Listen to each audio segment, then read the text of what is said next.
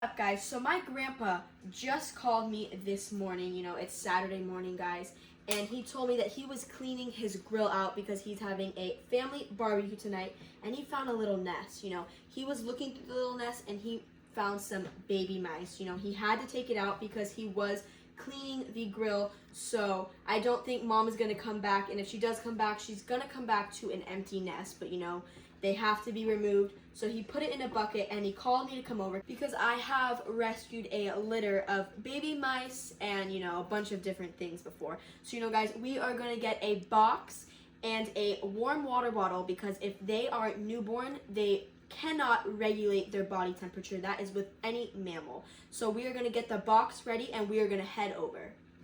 So guys, I found a box and I know it is not that big. It's only a shoe box, but baby mice are like tinier than my pinky, so they are not going to go anywhere in here. But we are going to put a rag in here and in a water bottle. So if we open up this drawer, we have abundance of rags here for baby animals, so we are going to pick one out right now. Alright guys, so I'm going to take a paper towel and I'm going to line the bottom. I just like to do this because in case they start pooping or peeing on their own, and for a little more cushioning. And now we are going to go find a water bottle. We are going to heat it up in the microwave. We are going to put it here and we're going to take the rag and we're going to put it in the box. I finally made it to my grandpa's house, and I'm going to take the box that's right there and I'm going to head inside and I'm going to check out the situation.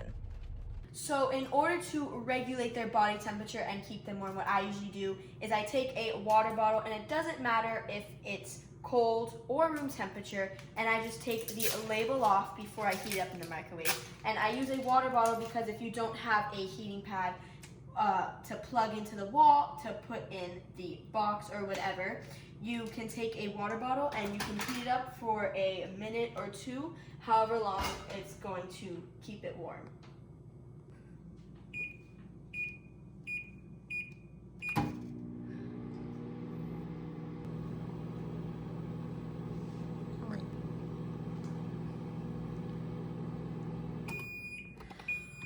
So now that the water bottle is all nice and warm, I didn't have a water bottle in my house, so I'm already at my grandparents', and I'm gonna take it, I'm gonna put it in the bin, and we're gonna go check out the baby mice. I have the water bottle in the box, and if you come look over here, I put it here, and you should put it over a rag because if it is too hot, you wanna make sure that the babies don't get onto the actual water bottle, so you wanna make sure it's covered on all sides and tuck it in real good. And just keep it like that. And so now we are going to go outside and check out the situation. All right, Grandpa, so if you can describe what happened. Yeah, I was cleaning out the barbecue. We're having a barbecue tonight, and there was a bunch of little baby mice in the barbecue. A couple of them died, but I found like 5 babies that were still alive, and I know that you know what to do with them, so I called you. So look, these guys are super, super tiny. The last litter I actually raised were never this tiny. They were a lot bigger, and so these guys definitely have to be a couple days old. I mean, look at that. That is so sad. Oh my goodness. Look how little they are. They haven't even opened their eyes yet, guys. We are gonna put them in the bin and we're gonna head over to my house and we are gonna get these guys on some milk. So now that I made it back to my house, I put the baby mice in the garage, because it's pretty warm in there since all the heating lamps from my brother's reptiles. So that's extra warmth for them because you cannot nurse any animal, newborn animal, that is cold because they can't nurse and digest food, and so everything starts shutting down. So you have to make sure they're warm before you start nursing. So I do have everything to get ready to feed the baby mice. They do drink puppy's milk, so we are gonna measure out the milk and heat it up.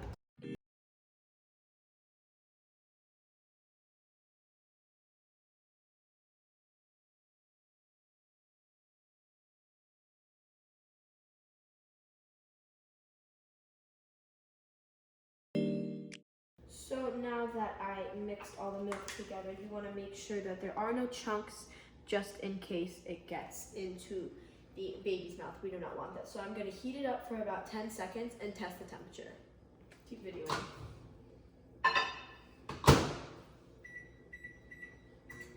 So you're gonna want to take your finger and put it in the milk because you do want to make sure that it's not too hot because it can burn the stomach.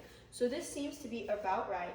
And we are gonna put the lid on it and take a tiny paintbrush because since the mouth of the mice is so little, they have to be fed with a tiny paintbrush at this age. So we're gonna take this and head to the garage. So before I feed the baby mice, I'm gonna want to stimulate it because at this age they cannot poop on their own, and you're gonna want to take a tiny little Q-tip and just be very gently because you don't want to irritate it. And come on, little buddy. It might take a minute, guys. You just need patience with this process.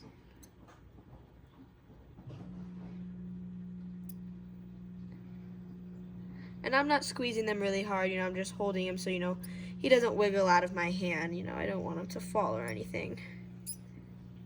And he's probably just making that noise because sometimes when newborn animals do try to poop, it does hurt, so they will kind of cry a little bit. Guys, you can look close, you can see the little droplets where the pee is coming out of. You guys see that?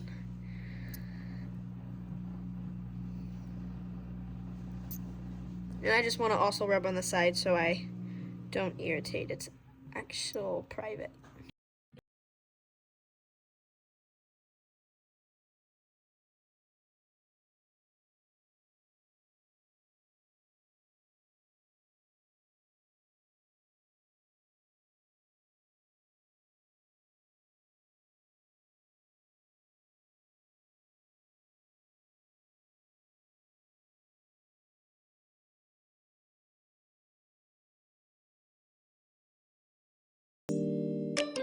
So I'm gonna dip the paintbrush in the milk and I'm gonna close it so it stays warm. So I'm gonna pick up the baby mice and I'm just gonna lightly put it on its mouth because you don't want to get it in its nose. And guys, this is a very patient process. You have to have a lot of time on your hands because this does take a little while. It's basically drop by drop, and you just want to make sure they get all of it and that they don't aspirate because it can get in their lungs and they can get super sick.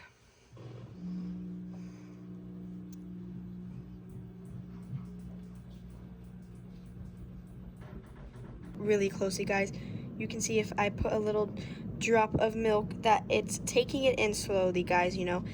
It might not look like it's eating and that I'm just shoving food down its mouth, but that's not true. It just takes little interval breaks and it's eating, but it's a very patient process, and it's gonna be I'm gonna be sitting in here for a very long time to feed them.